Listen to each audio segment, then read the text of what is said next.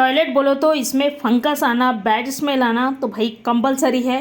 तो ये सब चीज़ को हम लोग दूर कैसे करेंगे, तो चलिए जानते हैं। नमस्ते दोस्तों, कैसे हो आप? उम्मीद करती हूँ अच्छे होंगे।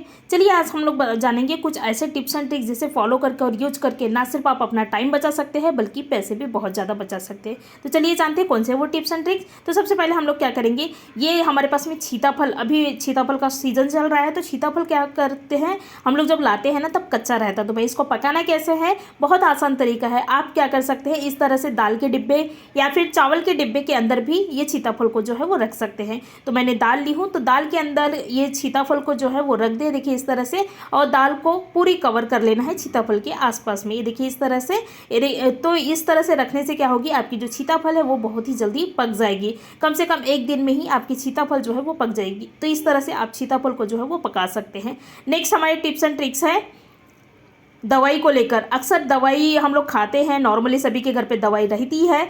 तो दवाई की जो कवर रहता है, ये देखिए इस तरह से, ये थोड़ा हार्ड रहता है। तो इसको क्या करना है, ये कवर काम के है, इसको फेंकना नहीं है। आप क्या कर सकते हैं, ये जो कवर है उसको, मिक्सी रहता ना हमारे पास में, नॉर्मली मिक्सी के जो पॉट रहता है तो वो पॉट में डाल देना है और मिक्सी चला ले। तो क्या होगी, आपके जो मिक्सी के पॉट है उसकी जो धार रहती है, जो ब्लेड रहती है वो एकदम तेज हो जाएगी। आप चाहे तो नमक का इस्तेमाल करके भी इसकी जो धार है, मतलब ब्लेड है, उसको तेज कर सकते हैं।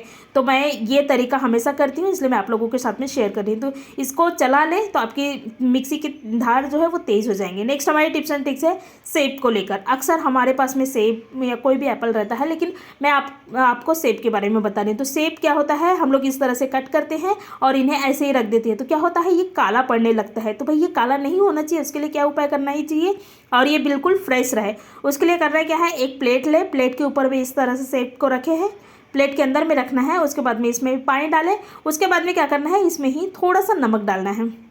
नमक बहुत ज़्यादा नहीं डालना है, टेबल स्पून से बोलेंगे तो हाफ टेबल स्पून के करीब नमक डालें।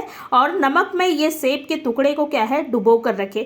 तो आपकी जो सेब के टुकड़े हैं वो बिल्कुल काले नहीं पड़ेंगे, बिल्कुल फ्रेश रहेंगे। इस तरह से आप छोटे से उपाय कर सकते हैं। और आप मेरे चैनल में नए हैं तो प्लीज़ मेरे वीडियो को लाइक करें, मेरे चैनल को सब्सक्राइब करें और शेयर करना ना भूलें।